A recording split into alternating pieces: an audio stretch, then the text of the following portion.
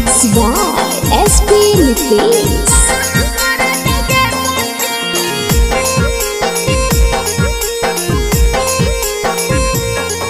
अगर हुसल हल यही दिन भरा कुछो न धारत गे सखी, अगर कुछो न धारत गे सखी, अगर हुसल हल यही दिन भरा कुछो न धारत गे सखी, अगर कुछो न धारत गे सखी।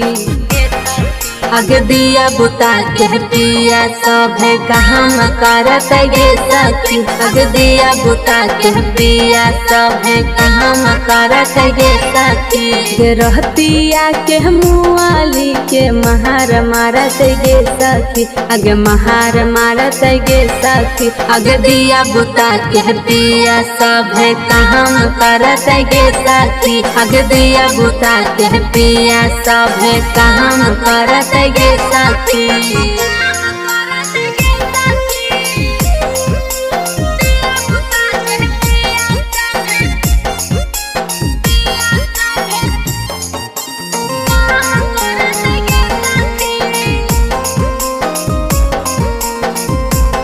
नमूना रिकॉर्डिंग स्टूडियो राजगीर।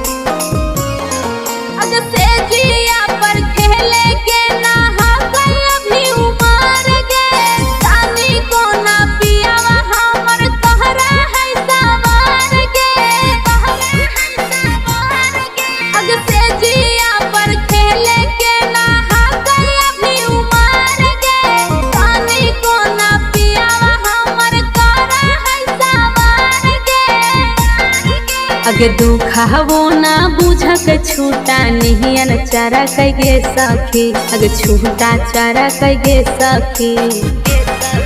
अगे दिया बुता के पिया सब है काम करत गे सखी, अगे दिया बुता के पिया सब है काम करत गे सखी।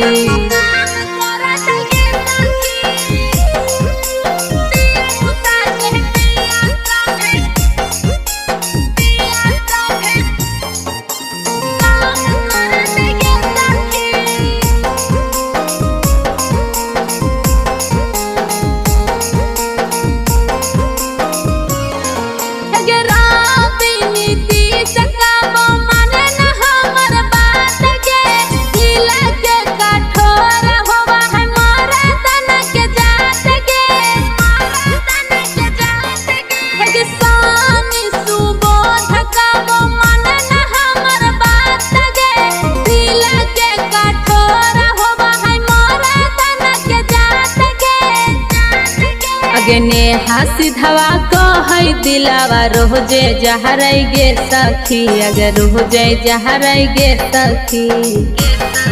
अगे दिया बुता के पिया सब है काम करत गे सखी, अगे दिया बुता के पिया सब है काम करत गे सखी। नमूना रिकॉर्डिंग स्टूडियो राजगीर।